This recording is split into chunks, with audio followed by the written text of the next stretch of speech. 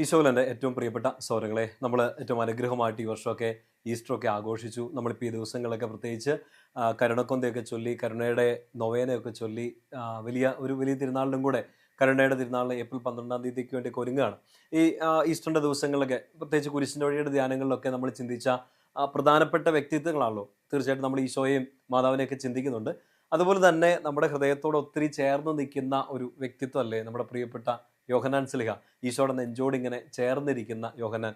എനിക്ക് എപ്പോഴും ഇങ്ങനെ യോഹന്നാനെ കുറിച്ച് ചിന്തിക്കുമ്പോൾ എൻ്റെ മനസ്സിൽ എപ്പോഴും വരുന്നൊരു കാര്യമാണ്. അതായത് ഈശോയെ ഒത്തിരിയധികം സ്നേഹിച്ച യോഹന്നാൻ ഇങ്ങനെ ഈ ഒരു പെസഹ രാത്രിയിൽ ഇനിയിപ്പോൾ സംഭവിക്കാൻ പോകുന്ന കാര്യങ്ങൾ, നാളെ കുരിശിൻ്റെ വഴി, ഇതൊക്കെ ഈശോയ്ക്ക് സംഭവിക്കാൻ പോവാണ്. അപ്പോൾ യോഹന്നാൻ ചെയ്തൊരു കാര്യം നോക്കിയാൽ ഇങ്ങനെ ഈശോയുടെ നെഞ്ചോട് ഇങ്ങനെ ചേർന്നിരുന്നു. നമ്മളിത് ഒത്തിരി ഇങ്ങനെ ആ ഒരു പിക്ചർ നമ്മുടെ മനസ്സിലുള്ളതാണ്.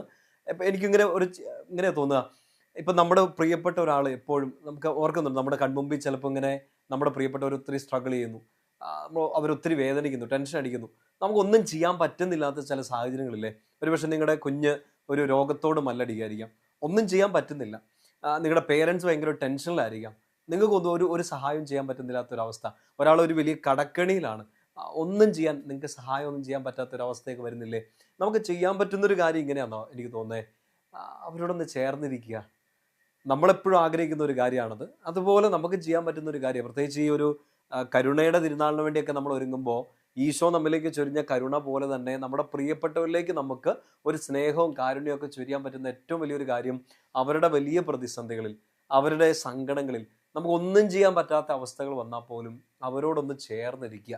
യോഹന്നാൻ്റെ ഈ ഒരു പിക്ചർ നമ്മുടെ മനസ്സിൽ വരുമ്പോൾ, അന്ത്യത്താഴവേളയുടെ ആ ഒരു സീൻ നമ്മുടെ മനസ്സിലേക്ക് ഒന്ന് റീക്രിയേറ്റ് ചെയ്യാൻ ശ്രമിച്ച ഈ ഒരു വലിയൊരു കാര്യം നമ്മുടെ മനസ്സിലേക്ക് വരുമെന്നാണ് തോന്നുന്നത്. നമുക്കൊന്ന് ചേർന്നിരിക്കാം നെഞ്ചോടെ. ഇപ്പം പലപ്പോഴും ഉറക്കം കിട്ടാത്ത രാത്രികളൊക്കെ വരുന്നത് ഇങ്ങനെ ആരും അങ്ങനെ ചേർന്ന് നിൽക്കാൻ ഇല്ലാത്തത് കൊണ്ടല്ലേ. നമ്മുടെ പ്രതിസന്ധികൾ, വേദനകളിൽ അങ്ങനെയൊന്ന് കൂട്ടു നിൽക്കാൻ ഒരാളില്ല, സഹായിക്കാൻ ഒരാളില്ല എന്നൊക്കെ ഒരു വിഷമം വരുമ്പോഴല്ലേ പലപ്പോഴും നമ്മുടെ ഉറക്കമൊക്കെ പോകുന്നത്. അങ്ങനെ ഉറക്കം പോകുന്ന കുറേ പേർക്ക് അറ്റ്ലീസ്റ്റ് ഒരാൾക്കെങ്കിലും നമുക്ക് യോഹന്നാനെ പോലെ ആയിത്തീർന്ന് അവരോടൊന്ന് ചേർന്നിരിക്കാൻ വേണ്ടിയിട്ടൊന്ന് പരിശ്രമിക്കാം. നമ്മൾ അങ്ങനെ ഒന്ന് ചേർന്നിരിക്കാൻ വേണ്ടി നമ്മുടെ ഭാഗത്തുനിന്ന് ഒരു എഫേർട്ട് ഇടുമ്പോൾ നമ്മുടെ സങ്കടങ്ങളിൽ ഈശോ നമ്മളോടും ചേർന്നിരിക്കും. ഈശോയോട് ചേർന്നിരിക്കാൻ ഈശോയുടെ നെഞ്ച് ഈശോ തുറന്നും വെക്കും. യോഹന്നാൻ നമ്മളെ പഠിപ്പിച്ചു തരുന്നൊരു കാര്യമാണ്, എപ്പോഴും ഈശോയുടെ നെഞ്ച്, ഈശോയുടെ ആ ഒരു പാർശ്വം നമുക്ക് വേണ്ടി തുറന്നിരിക്കുകയാണ്, വന്ന് ഇങ്ങോട്ട് ചാരുന്ന്. കാരണം നമ്മൾ എപ്പോഴും പ്രതീക്ഷിക്കുന്നത് പോലെ നമുക്ക് പോയി ചാരിക്കിടക്കാനോ നമുക്കൊന്ന് പോയി ആശ്വാസമാകാനോ നെഞ്ചുകൾ ഉണ്ടാവില്ല, തോളുകൾ ഉണ്ടാവില്ല, ചേർത്ത് പിടിക്കാൻ